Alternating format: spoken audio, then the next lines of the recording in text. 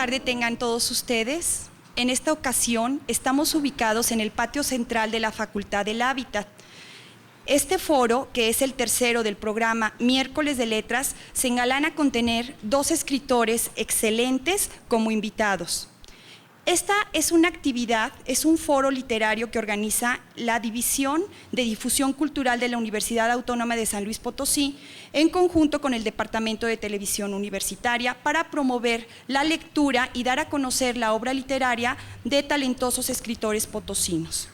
En esta ocasión, reitero, tenemos como invitados a 2 excelentes escritores. Agradecemos la presencia del escritor David Ojeda. Muchas gracias por estar aquí con nosotros, David. Y también agradecemos al escritor Armando Adame por acompañarnos y nos va a presentar algo de su obra. Agradezco también a quien va a fungir como crítico en este foro, que es el señor Norberto de la Torre. Voy a explicarles brevemente cuál será la estructura del foro.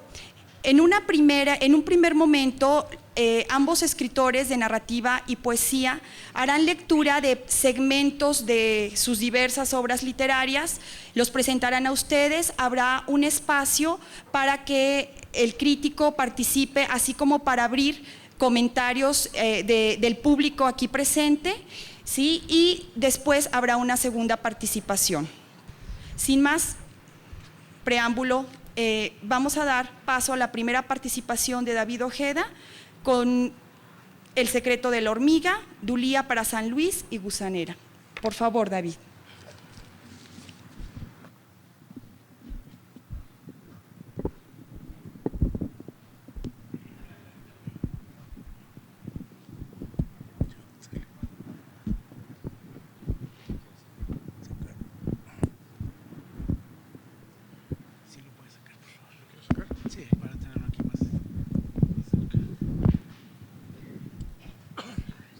Gracias. Buenas noches, gracias por su presencia. Como universitario que eventualmente visita nuestra alma mater, dicho sea sin ninguna cursilería, me da mucho gusto regresar a actividades de nuestra universidad eventualmente. El texto inicial que voy a leer forma parte de un libro que tiene el título de Perros de Casa, con S, y que se publicará el próximo año, ya espero que sea pronto. Son textos que pretenden rescatar esas figuras y presencias juguetonas y cariñosas que son los perros y que tienen una presencia realmente importante, fundamental y enternecedora en nuestras vidas, a pesar de que muy pocas veces nos damos cuenta de ello. Este libro pues pretende llamarnos la atención al respecto. El secreto de la hormiga tiene un título, tiene un epígrafe del poeta Saúl Ibargoyen que dice: los hijos de esta bestia familiar tal vez huelan sus ácidas ausencias en las arenas de las playas del sur. Allí otras voces empiezan a decirse todos los trozos de un perro que estas palabras no pudieron nombrar. Y dice el texto: usted seguramente ha descifrado ya diversas señales escritas para nuestro provecho en ese libro personal intransferible que se conserva bajo la almohada de todos, aguardando la visita del durmiente. Y es probable que así haya entendido ya algo inobjetable. Lo que aprendemos por un lado nos hace despojarnos de una conducta por otro. Cualquier enseñanza acarrea, pues debe hacerlo, desgarraduras, transformaciones de actitudes y hábitos. En la base del edificio social se encuentra la argamasa del aprendizaje. Allí, desde pequeños, abandonamos el peso de algunos rasgos de nuestro comportamiento o nuestras ideas y de ahí tomamos algo de lastre para nuestra vida por venir. El despotismo de la cultura, diría Freud. El principio del placer en colisión con el de realidad para trasladarnos de la infancia egótica a la vida social. Pues la ligereza absoluta, La suprema levedad no es posible más que en el extravío, en el apartamiento o el abandono. Tenemos que pesar para situar nuestras plantas en el suelo y luego dar un paso y otro, arrastrando nuestra materia sobre el mundo como si se tratase de un fardo destinado a favorecer el desconcierto. De este modo, pronto nos descubrimos regidos por ese azar que invocamos solo como resultado de nuestra ignorancia y nuestra incapacidad para entender variables, posibilidades, las vías esenciales y despejadas de la existencia. Además, a nuestro alrededor se alzan y se consolidan las paradojas para disolver la ilusa soberbia de nuestras certidumbres. Y en medio de todo nos situamos usted y yo, tirados hacia diversas direcciones por fuerzas poderosas. Para obedecer una, hemos de contrarrestar otra. Tales reflexiones e ideas nos aguardan en libros y cátedras, en charlas o meditaciones muy estimables. A veces, sin embargo, llegamos a ellas por vías insospechadas. Una imagen fugaz de la naturaleza, un suceso efímero o la conducta de un animal como la nicha, lo que ahora quiero contarle. El Rocky estaba solo, sin pareja, nomás miraba un pedazo de cielo desde el lugar de su reclusión durante días y días. Nunca había visto un aerolito, un cometa, un helicóptero, una cosa maravillosa que lo pusiera a babear, manteniéndolo de ese modo para siempre. A veces, sin embargo, era llevado de paseo a la calle, y así pasó casualmente frente a una casa que yo, el narrador, habité hace años. De este modo conoció a mi nicha, la que tenía un encanto en los ojos y con ellos me mandaba una corriente diaria de su felicidad y su contento. Los perros son así. Creen que sus amigos y dueños somos un Dios majestuoso que dispensa caldos y caricias. Esa tarde, el Rocky quedó fulminado por el rayo del deseo, un golpe que nos hace renunciar a los nutrimentos y a la educación comedida. Vio estrellas fugaces que al desplomarse zumbaban con una música grave e interminable. Tuvo el cometa Halley a unos metros de sus ojos. Cualquier helicóptero debió haberle parecido un juguete de kinder en comparación con esa bella perra que era la nicha, con sus anchas caderas que se balanceaban como una carabela en el extenso océano. «Rayos», exclamó seguramente el Rocky, inmóvil, ajeno al tirón de correa que su amo le propinaba. La nicha y el Rocky eran jóvenes y fuertes, de la misma raza, esa que los hace crecer grandes y pintos y peludos, arrebatados, fogosones, simpáticos y mansos. Pan comido resultó lo demás. Quedó la cita concertada para el siguiente celo de mi perra, cuando ella habría de acudir acicalada, dispuesta en su condición femenina y ardiente en su ánimo, al hogar del Rocky. Ahí se consumó su primer encuentro. Entonces el patio donde ese perro guapo vivía se transformó, porque el ardor genésico y la naturaleza son el mago y el hada, el buen demonio y la bella bruja, en una selva pleistocénica hirviente de vida y sabrosos confiltos. El can debió imaginar su lucha contra una manada de lobos fortachones y buscabullas para llegar a la nicha. Luego tuvo que lamerle largamente las orejas y el cuello en la intimidad, con el fin de que ella reconociera en él a un perro como no hay ni habrá otro. Y por último, debió convertirse en un amante sabio que dosifica la intensidad y la ternura. La selva en el patio, el primer encuentro, la locura. Fueron 3 días durante los cuales el Rocky y mi nicha navegaron en una góndola veneciana y luego bebieron champaña canino en el Sena, corrieron como un par de cachorros despreocupados por las playas de Ixtapa y luego salieron disparados rumbo a su patio, a su selva con su sol, para reubicarse en la dulce tarea de la procreación y el contento carnal. Bellos perritos. Y después la ruptura del lazo, la hora del adiós. Adiós, nicha maravillosa. La fatalidad nos aparta porque ella nos reunió. Mi dueño es el instrumento de un Dios que no es el nuestro, dijo el Rocky, raspando locamente la puerta de la cocina con sus patas. Te dejo mi llanto, Rocky, mi largo aullido que te indica con cuánta hondura conservaré en mi memoria tu amor y tus caricias. Ni la fatalidad ni mi amo lograrán arrebatarte de mi memoria. Ya tesoro en mi vientre tu semilla. Algunos más, como nosotros, han empezado a gestarse para llegar a la vida como los continuadores de nuestra adoración por la gente y lo que existe, gritó la Nicha desde una camioneta que se ponía en marcha. Yo sé que usted ha visto perros y más perros, y estoy seguro de que a veces, por ese afecto que dispone para las cosas del mundo, se ha esforzado por situarse en el lugar de esos enternecedores animales.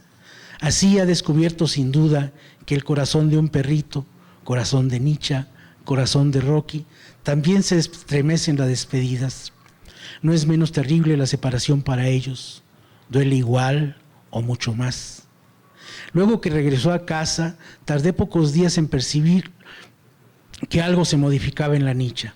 Su primer embarazo la hacía trasponer la magnífica y misteriosa puerta de la feminidad, dadora de vida, santa perrita. Su cuerpo se volvía más redondo y bello, una calma llena de majestad y donaire se notaba en sus movimientos, su pelaje ondeaba con un nuevo brillo, sus ojos, al contemplarme, traducían un mundo que ella visitaba por primera vez y convierte la mirada de las hembras de todas las especies en una caricia que se debe aprender a merecer. Fue, sin embargo, 2 meses después, entre la medianoche de un 27 de diciembre y el amanecer del 28, cuando descubrí otro lugar más lejano y turbador, conducido por la suave pata de la Nicha. Poco antes de las 12, alumbró su primer cachorro. Tal vez nació muerto. Quizá ella no supo qué hacer. Yo no me di cuenta, sino hasta que escuché el aullido desconcertado de una hembra que me llamaba, luego que había dado a luz al segundo y se paseaba nerviosa mientras el animalito, envuelto aún en la placenta, a excepción de la cabeza, se arrastraba chillando en busca de una progenitora que tardaba en surgir desde ese conflicto entre el desconcierto y el malestar que en ella, de ella que se oponían, en el fondo de su cuerpo y su voluntad, al instinto, al abrazo del amor y la vida. Por eso me dispuse a darle asistencia, ayudado por mi hijo, quien entonces acababa de cumplir 15 años. La pusimos bajo cubierta y de este modo atestiguamos que el tercero, el cuarto y el quinto cachorros llegaron casi cada 20 minutos al mundo de la hostilidad, desde su tibio espacio materno, oscuro, autosuficiente. 2 de ellos venían de patas, pero todo transcurrió bien. Y sucedió que a partir del tercero, porque entre ambos acercábamos los cachorros al hocico de la Nicha, tratando de hacerle entender que eran desvalidos necesitados de su lengua salivosa y tenaz para eludir la muerte, la perrita tuvo ya el ánimo necesario para reconocer una conducta, rescatada de quién sabe qué memoria original, fincada en las formas primarias de vida que nos anteceden. La hembra, en batalla contra ese aletear de murciélagos y mariposas negras que pretenden evitar la primera inspiración de un cachorro. Pues la Nicha accedió pronto a lamerlos, devorando la placenta y averiguando en esos momentos que el aire proviene de la bendición, el aliento que llega como un huracán y un relámpago hacia el recién nacido.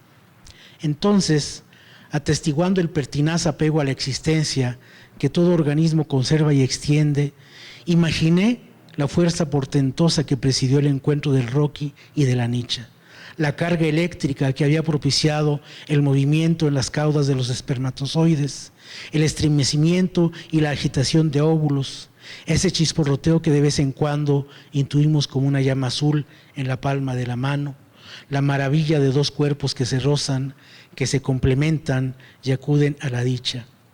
Y mientras mis ideas se volvían un enternecido disparate, la vida fluía hacia mí cada 20 minutos por ese paciente conducto que era la Nicha.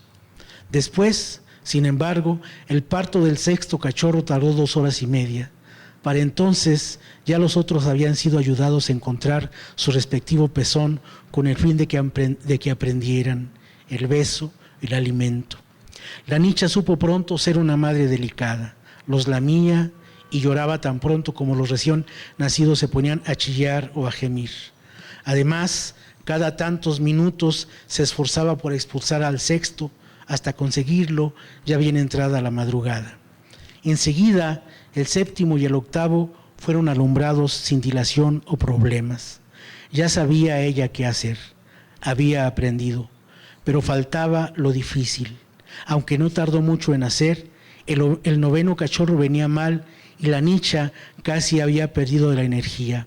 Mi perra se esforzaba y yo también, ya solas con ella, casi al amanecer. Al notar que su cuerpo fatigado se ponía en tensión, le ayudaba, introduciendo mis dedos en su conducto.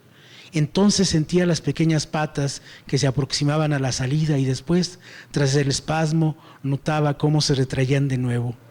Eso duró cerca de 1 hora y al fin, cuando la cachorrita del caso surgió húmeda y blanda, de inmediato le rompí la placenta a la altura de la nariz. Ahí estaba el aire para ella, ahí su progenitora, ahí su amanecer en el mundo. Pero la pequeña no se agitó como los demás. Ella no respiraba. Sobre su cuerpo una invisible tormenta se había desatado. En su corazón se posaba un témpano. La posibilidad de su futuro se extinguía. Por mi parte, guiado por intuiciones e instintos, aconé a la perrita en la palma de mi mano izquierda. Con la derecha empecé a darle un rápido masaje. Estaba acuclillado junto a la nicha, la que pasaba su lengua una y otra vez sobre el cuerpo inmóvil de su cría. Éramos un cuadro entre conmovedor y desastroso. Restos y manchas de sangre alrededor. 7 cachorros arrastrándose y en constante gimoteo. Una hembra y un macho de distintas especies, esforzados en el mismo afán ante una recién nacida, batallando contra una sombra negra que golpeaba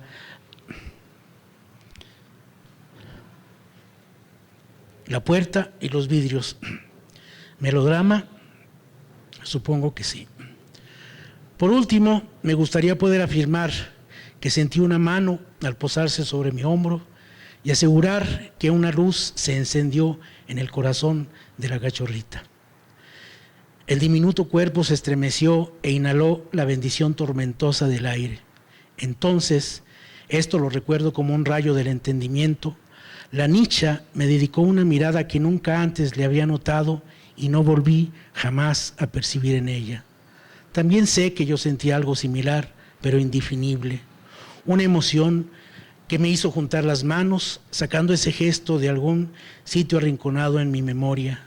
La vida ganaba, fin, principio. Al otro día, la casualidad se encargaría de refrendar la lección.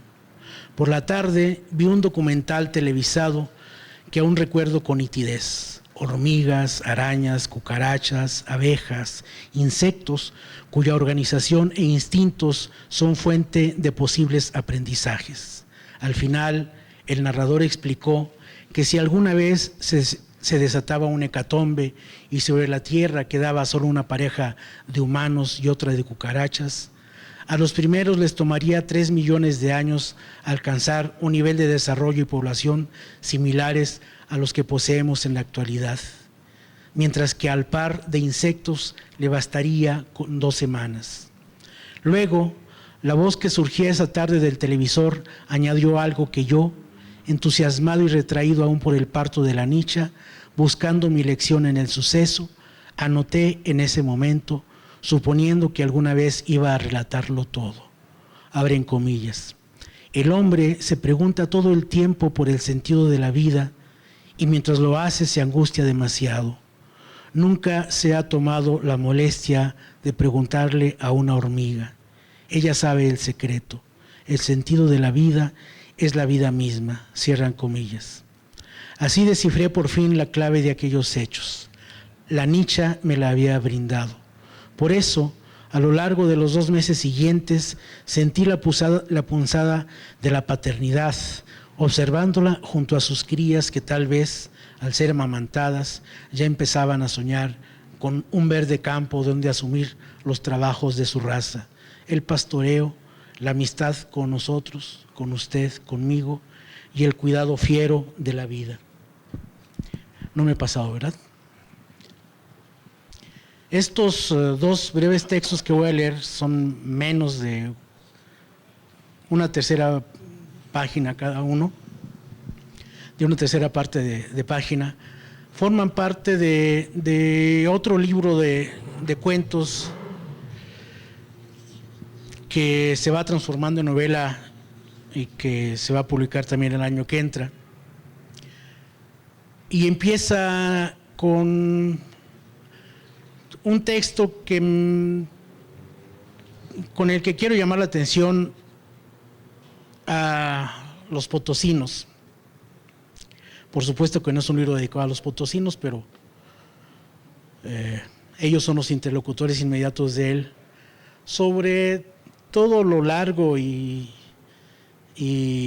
portentoso y complicado y azaroso que es la tradición de la historia humana, que nos explica en realidad y nos explica de maneras mucho más complejas o a veces hasta más simples de las que suponemos. Este texto se llama Dulía para San Luis y se explica a sí mismo.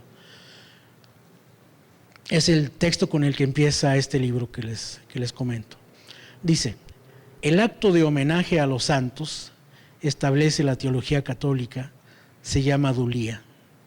Y dícese de ellos que son reconocidos como tales por la Iglesia debido al hecho de haber encarnado en grado heroico las virtudes cristianas mayores: fe, esperanza y caridad. Luis IX, un rey francés, se encuentra frente a Túnez el año de 1270. Encabeza su segunda cruzada y pronto habrá de morir víctima de la peste. Al hacer recuento de su vida y su reinado, se cree en paz. Una duda, sin embargo, lo asalta. Una duda, sin embargo, lo asalta. Es el espíritu de San Luis.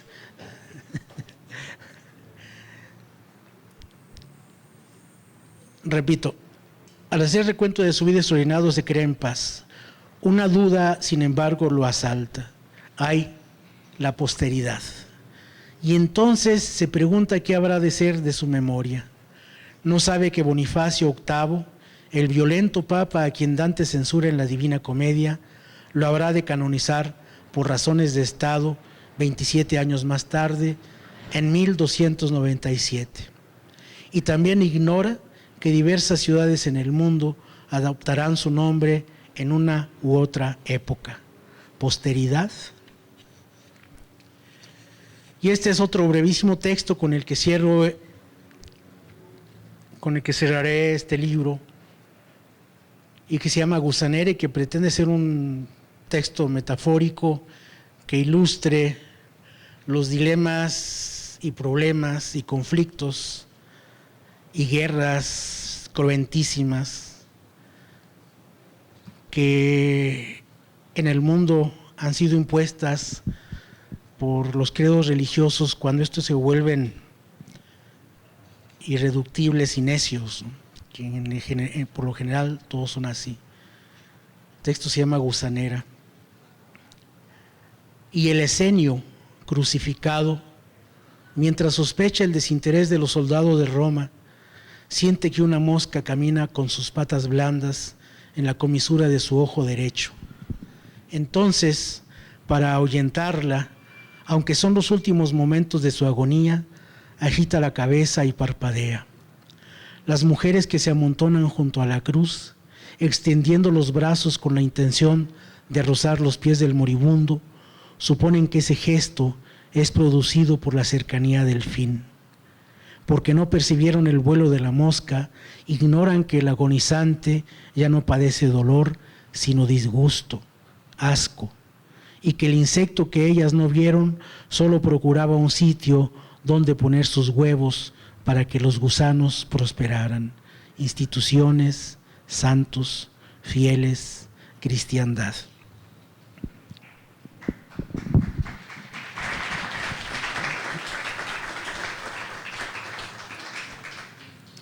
Muchas gracias a David Ojeda. Definitivamente con esa lectura de su obra En el secreto de la hormiga, donde nos indica cómo llegamos a algunas reflexiones insospechadas, como la observación de la conducta de un animal, nos relata y describe el idilio de Rocky y Nicha, nos describe la maternidad de la perrita también, y cierra su lectura con una reflexión, donde el hombre se pregunta a cada momento cuál es el sentido de la vida, y a veces este tipo de observación de conductas que provocan reflexiones en nosotros nos lleva a concluir que el sentido de la vida es la vida misma. Gracias, David, por esta reflexión. Y en Gusanera, ese sentido de repulsión nos lo hiciste patente. Vamos a dar paso a la participación de José Armando Adame Domínguez con la lectura de 3 de sus poemas: Sobre el desierto, Fragmentos para una lotería y San Luis Potosí. De ambos vamos a escuchar algunos segmentos. Por favor, Armando. No son segmentos, son textos completos, son textos breves, no son fragmentos. Y bueno, a veces me gustaría reivindicarme más como profesor de lenguaje y como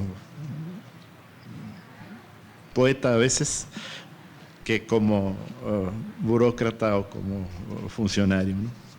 Y siempre he usado la parte central de mi nombre, que es demasiado largo, Armando Adame.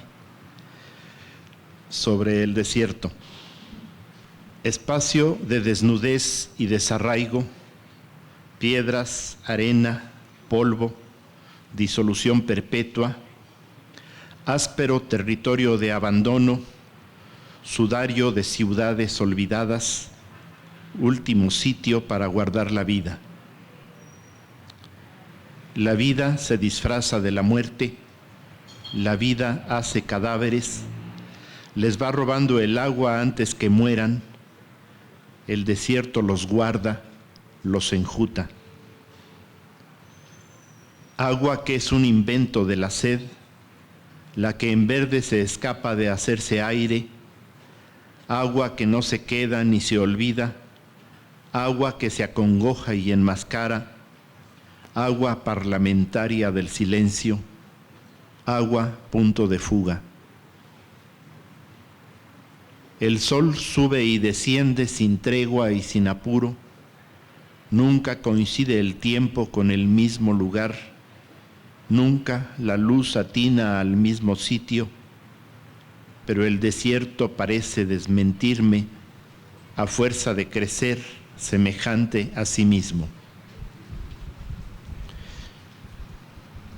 Y esta serie de 3 poemitas que se titulan Fragmentos para una lotería.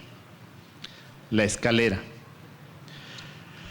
Para subir al cielo se necesita, para cambiar la lámpara, para que raros ángeles suban y bajen, para caerse, para ver desde arriba, para asomarse cuando se sube Juana, cuando se baja. El Catrín. Pulcro para vestirse se pavonea como macho a la vista del gallinero. Personaje del barrio y del trabajo, sus galas no le sirven para un carajo. 3. El héroe. Si se pone disfraz o lo torturan, si llega a presidente y lo fusilan, eres tú el que lo piensa, te sustituye. Y para concluir este texto, que tiene un epígrafe del novelista inglés Lawrence Durrell, en el cual hemos coincidido Laurelena González en otro texto y yo, que son dos, un dístico muy, un fragmento, una frase que dice: una ciudad es un mundo cuando amamos a uno de sus habitantes. Ese es el epígrafe, ese no es mío. Prolongar en el fondo de mí mismo la ciudad que acosa y enamora, sacar de mi ciudad, los habitantes permanentes del silencio, abusar del olvido, atrapar con la voz la caricia constante de la vida, compartir el recuerdo con la ausencia, templar el odio a base de caricias, calcinar en ceniza las cenizas del mundo, atosigar la sal y la esperanza, encauzar la perfidia de la noche, desencantar la risa, abordar tu silencio desde el borde del cielo.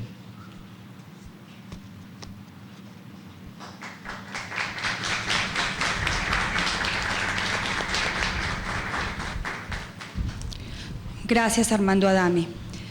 Vamos a dar paso a una primer ronda de comentarios que va a iniciar Norberto de la Torre, conocedor de la obra literaria de David Ojeda y de Armando Adame. Le pedimos a Norberto que inicie esta ronda de comentarios. Bien, buenas noches. Cuando me invitaron a esta mesa a comentar y supe que era en arquitectura, pensé que era por cuestiones de diseño, porque resulta mejor tener 3 en la mesa que 2.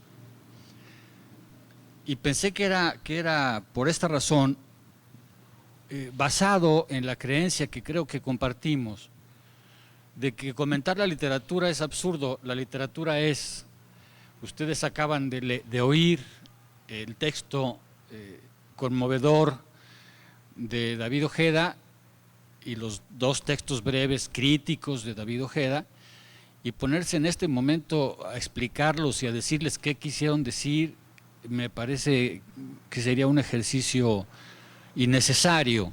Y lo mismo pasa con la poesía de Armando Adame. Para hacer un ejercicio crítico más minucioso, tendría que haber contado con más tiempo. Fui invitado el día de ayer a este comentario y los textos los conocí ayer por la tarde, de tal manera que hacer un ejercicio crítico, digamos académico, cosa que no soy, por otro lado, no soy crítico académico, hubiera sido también muy corto.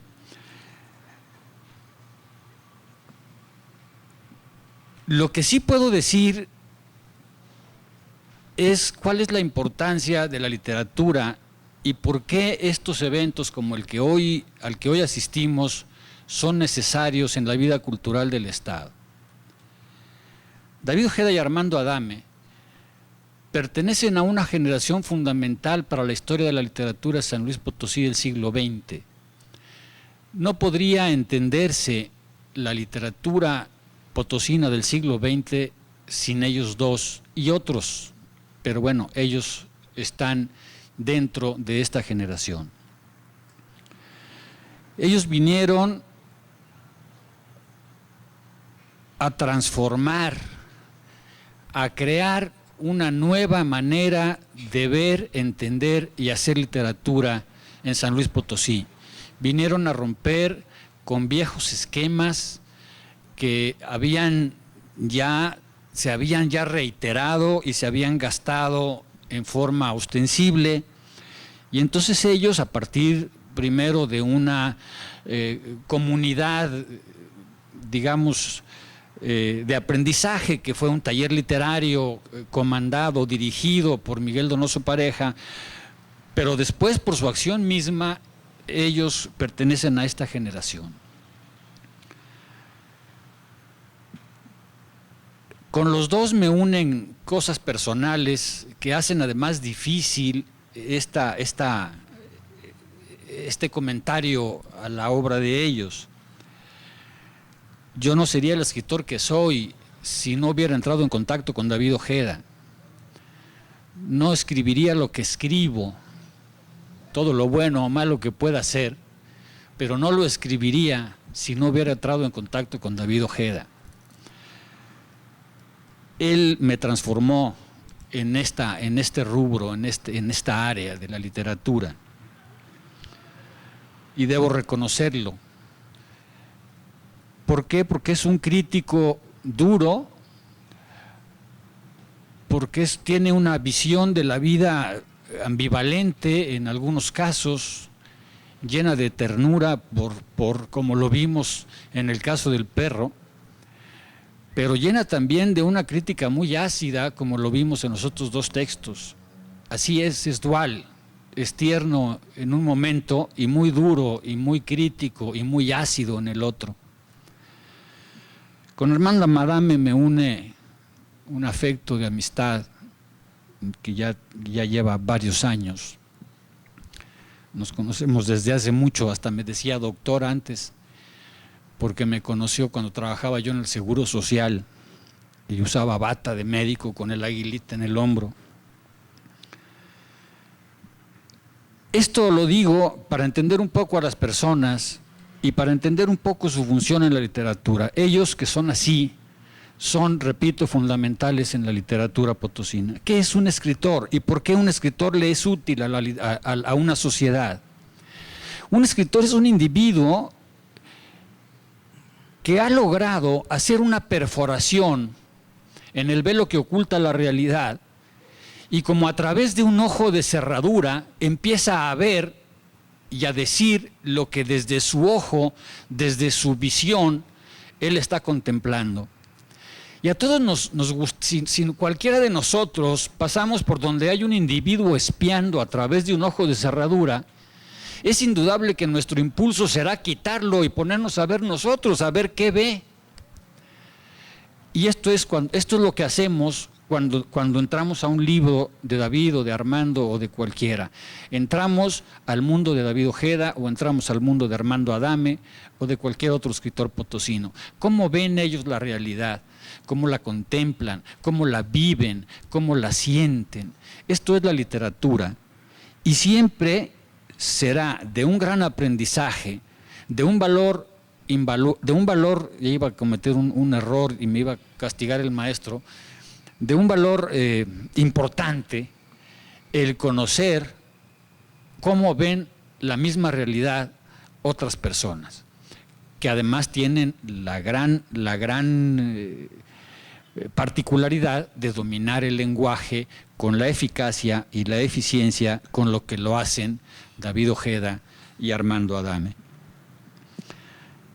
Debemos leer más literatura potosina. Debemos comprar los libros que se producen en San Luis Potosí de autores potosinos.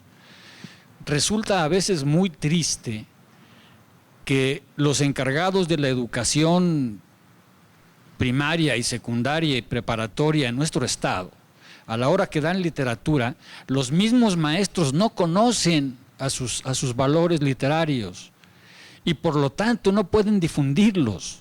Y entonces la literatura potosina es la vieja literatura que ya está gastada y todavía siguen dando Navidad en las montañas y siguen dando otros libros que hoy ya no pertenecen, que son desde luego literatura, que son desde luego muy valiosos, pero que pertenecen a otra época y a otro México y no a nuestra época y a nuestra San Luis Potosí. Entonces es importante leer a David Ojeda, es muy importante leer a Armando Adame, es importante que nosotros nos convirtamos en difusores de estas visiones de la realidad que son cada uno de los cuentos, cada uno de los poemas que autores tan importantes para la historia de San Luis Potosí como David Ojeda y Armando Adame nos presentan.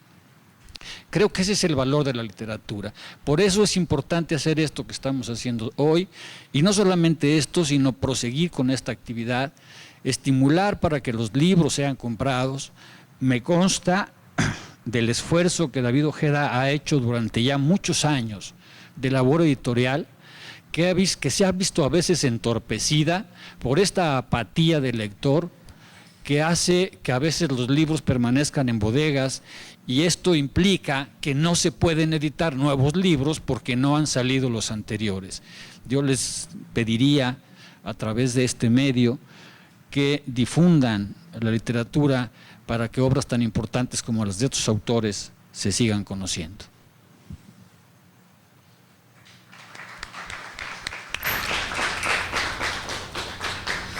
Agradecemos a Norberto de la Torre sus interesantes comentarios.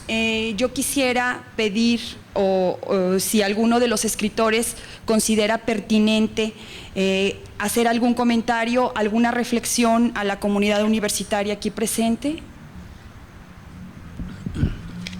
Bueno, sí, yo avalo totalmente la inquietud que plantea Norberto y que me parece que nunca podremos dejar de hacer señalamientos a la comunidad universitaria potosina para que se acerque a los libros. Si comenzamos a manejar cifras históricas, interpretaciones sociológicas y diversos puntos de vista que abordan el fenómeno de la lectura, la producción de obras impresas y la difusión de libros en países como el nuestro, creo que tendríamos muchas razones para ser terriblemente pesimistas y para caer en cuenta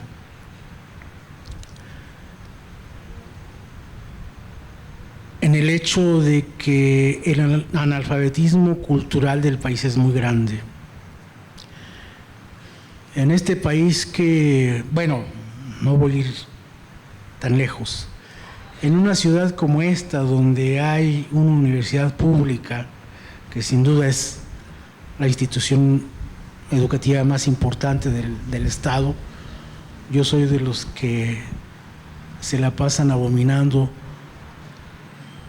de la educación privada por una serie de hechos y fenómenos que espero que todos conozcamos y comprendamos y denunciemos.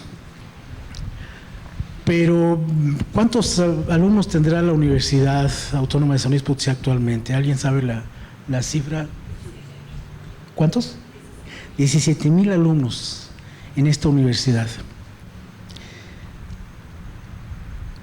En esta ciudad hay pues 16,000 lectores potenciales que pueden acercarse no necesariamente a las letras de autores potosinos, pero sí a la obra más reciente difundida por las diversas editoriales ya comerciales o ya públicas que desarrollan su labor en el país. Esas instituciones editoriales privadas o públicas tienen tirajes de, cuando a un libro bien le va, 2,000 ejemplares, que tardan en agotarse a veces años en este país. Las editoriales potosinas o las instituciones potosinas que se dedican a publicar libros, entre ellas la propia universidad, que tiene una trayectoria editorial muy seria y muy importante, tienen tirajes de 1,000 ejemplares que están por lo general en bodega. Entonces, yo no sé si ustedes gocen actos como este. Estoy seguro que Armando, cuando leyó sus textos, cuando nos propuso sus ideas Norberto, o yo cuando leí los míos, pretendemos no aburrir. Buscamos establecer un contacto verbal y un diálogo y plantear reflexiones y cosas que queremos que sean ciertas, hermosas, que nos legitimen y nos enaltezcan como humanos que odian, que aman, que bueno, lo que sea. Pero lo que pretendemos es agradar. Lo que la literatura busca en general es marcar un sello, marcar una impronta de ese contacto fundamental que hay entre los seres humanos y que es la verbalización, y sin el cual no hay nada. Y para eso están los libros. Entonces, yo sí quiero hacer un llamado no un llamado, no es demagogia ni mitin ni perorata política, pero sí quisiera alertarlos a todos los jóvenes estudiantes sobre estos asuntos. Cuando yo he sido maestro, yo siempre le digo a mis alumnos que, como decía Wittgenstein, ampliar los límites de mi lenguaje es ampliar los límites de mi mundo. si nos ponemos a platicar entre ustedes y yo y nos referimos a la vegetación que hay aquí, vamos a referirnos a los árboles, a los árboles, a los árboles, pero en la medida que conozcamos el nombre de cada una de las especies vegetales, estaremos ampliando los límites de nuestro mundo. Leer es un ejercicio que nos da para eso y por eso es importante. Yo me imagino que Armando Adame también tendrá mucho que decir al respecto, porque luego me apropio del micrófono. Bueno, no. Ya nomás, bueno, nomás quiero hacer un pequeño comentario. La editorial universitaria redujo el tiraje de 1000 ejemplares a 500 porque las bodegas se estaban a desbordar, ¿no? Y por otra parte, recordar que el espíritu de San Luis no es un avión. El espíritu de San Luis está en esta ciudad y está en sus calles, en su arquitectura, en nuestra experiencia del otro. Pero todo eso no lo podremos percibir completamente si no lo complementamos con la experiencia de la palabra y sobre todo la experiencia de la palabra escrita. Es todo.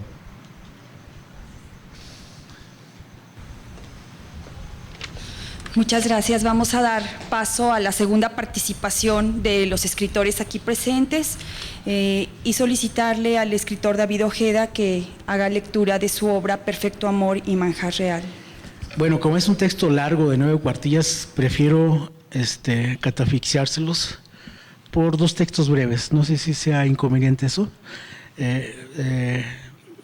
Para más bien dar lugar a un diálogo finalmente. Creo que este texto incluso por ahí lo imprimieron, no sé si está impreso para que ustedes lo vean.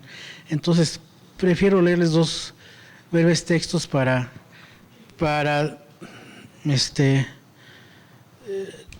en primer lugar, no ser tan disparejo con el texto poético. Los textos poéticos son en general breves y en ese sentido nos aventajan los poetas porque generalmente terminan pronto de leer y la gente dice, ¡ay, qué padre estuvo esto! Entonces, los narradores, cuando cansamos a la gente, terminan de leer y dice la gente, ¡ay, qué alivio!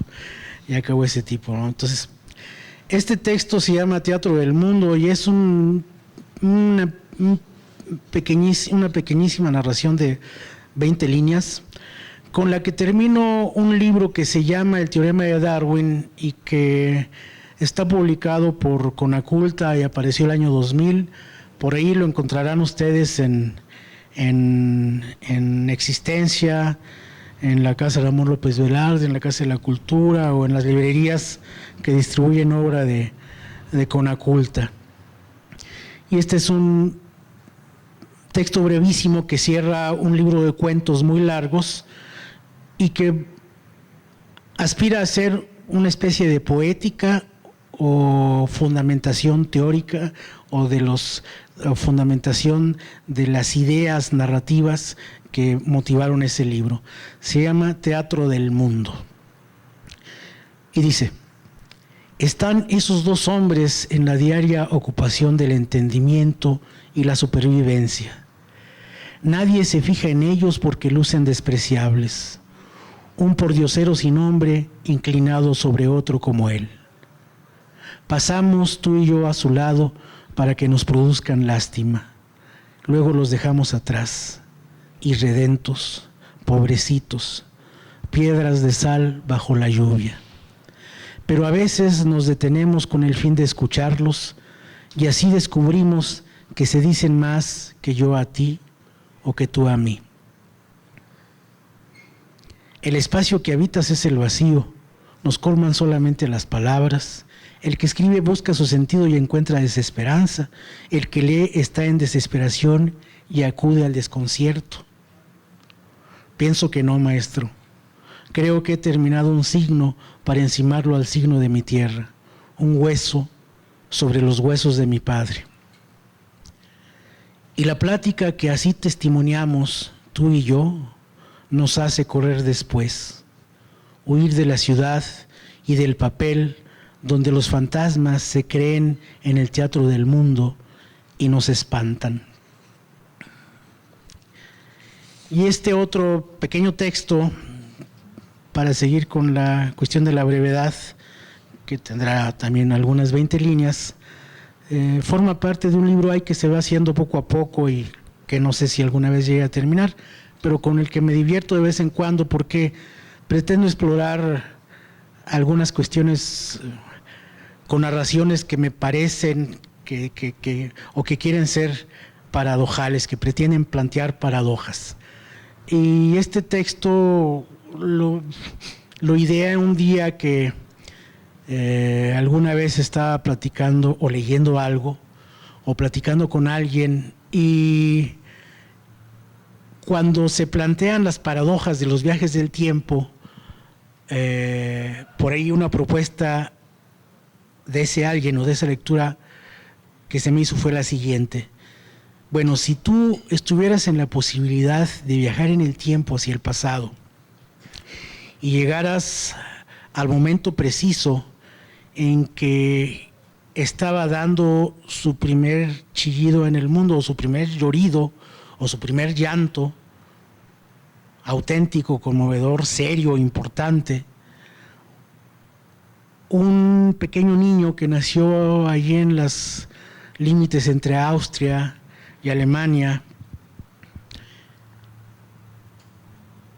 que luego se llamaría Adolfo Hitler y sería tenido como uno de los grandes villanos de la historia, y tú hubieras viajado al pasado con un arma, con el cometido de prevenir la Segunda Guerra Mundial, el Holocausto, tantas otras cosas,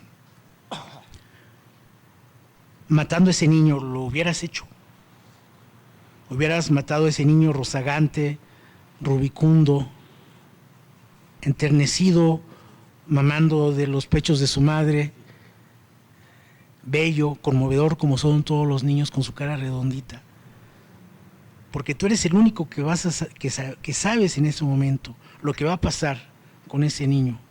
¿Lo matarías? O si tú hubieras sido el profesor de dibujo que en la Escuela de Artes de Viena recibió la solicitud de inscripción del jovencito Adolfo Hitler que quería estudiar dibujo, lo hubieras aceptado, aunque hubiera sido un pésimo dibujante, aunque nunca hubiera sido nada, con tal de prevenir a la historia y a la humanidad de eso.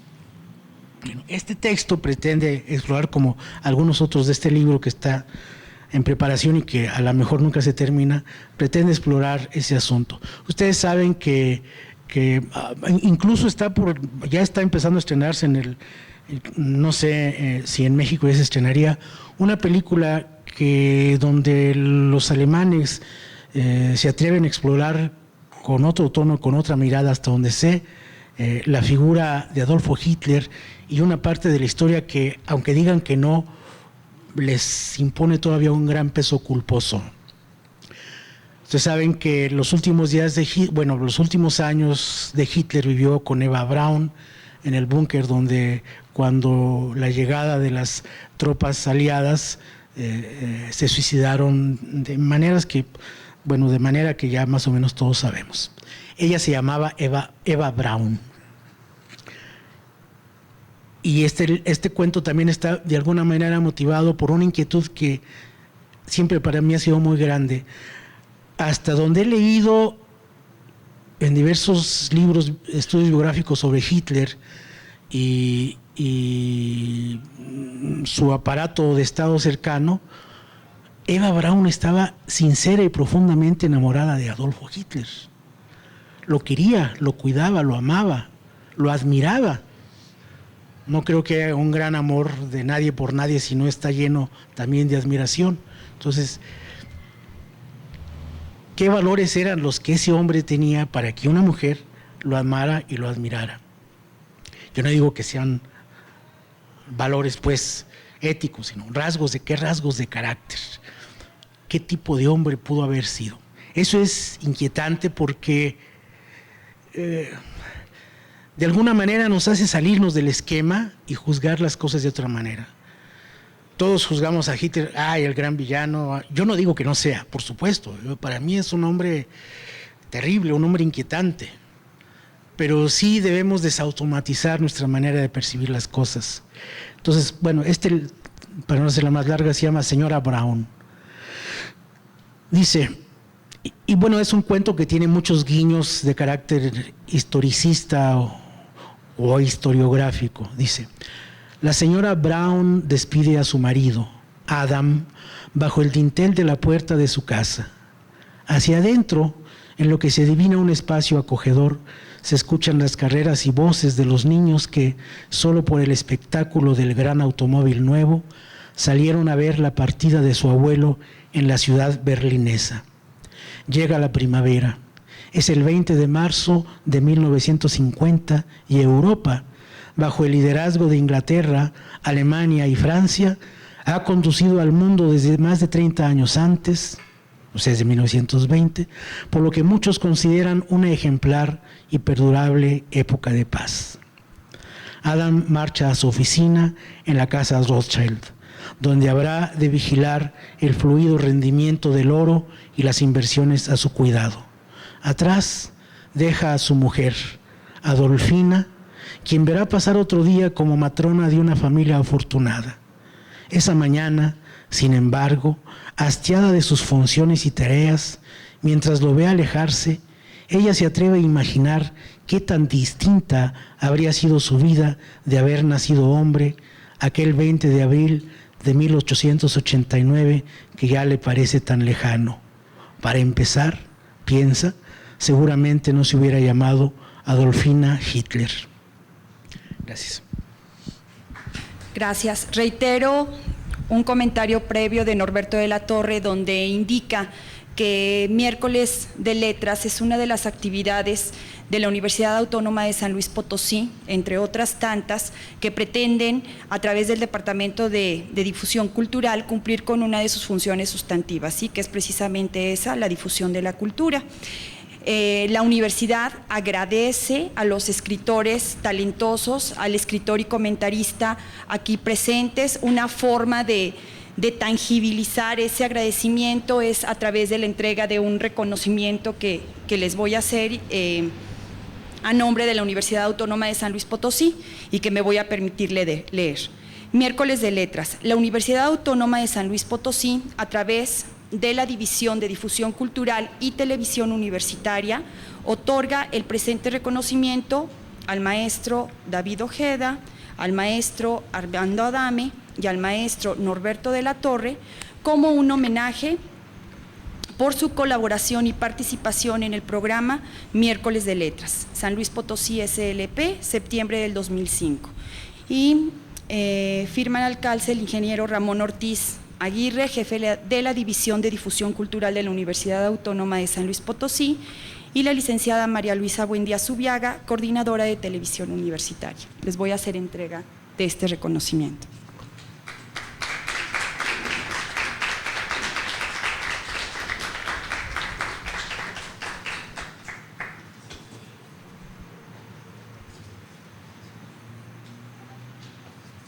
No, yo nada más para añadir una pequeña cosa relacionada con estos diplomas y para ilustrar es que no somos tan solemnes los escritores.